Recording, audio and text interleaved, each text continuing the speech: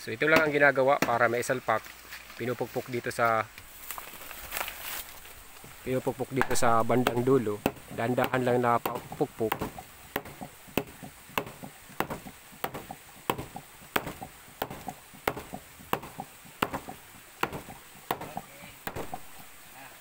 Okay na. Mapalig kita. Angat mo pilit ng labaw parang hindi pilit.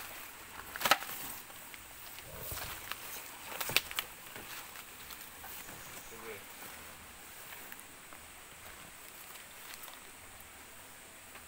Ito pala na mga naglalakihang parang gabi na ito, ang tawag dito sa amin ay galyang.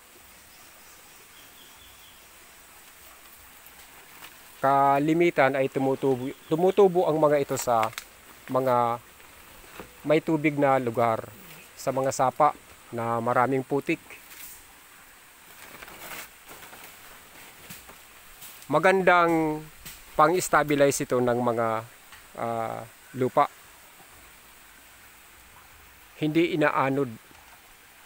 Anti-erosion ang halaman na ito.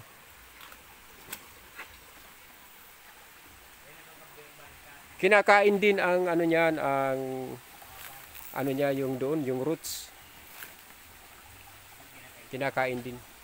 At itong ano, at itong talbos niya, ito. Itong talbos na ito. Ayan. Masarap ito lutuin.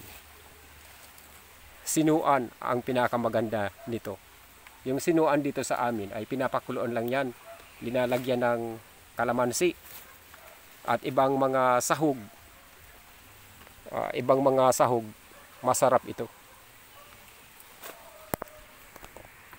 Ang nanay ko noon ay madalas magluto nito. Subalit hindi maganda na laging kinukuha ang mga talbos nito kasi naapektuhan ang kanyang tubo. Nawawalan kasi siya ng dahon. At ang sarap ng ano niya, ng roots. Yung ano niya, yung tuber.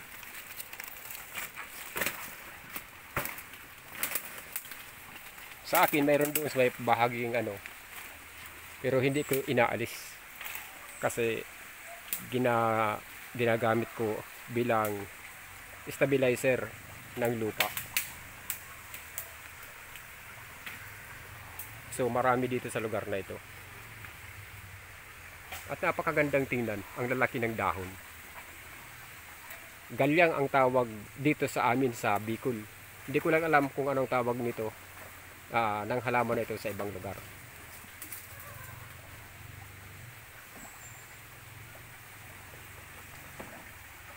Nagagandahan ako sa halaman na ito.